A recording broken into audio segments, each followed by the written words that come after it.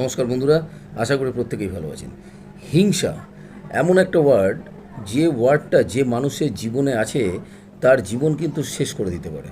অর্থাৎ আপনি সব সময় আপনার থেকে যারা এগিয়ে যাচ্ছে বা আপনার থেকে যারা ওপরে রয়েছে, অর্থাৎ আপনার থেকে বেটার কন্ডিশনে যারা রয়েছে তাদেরকে দেখে আপনি সব সময় হিংসা করছেন।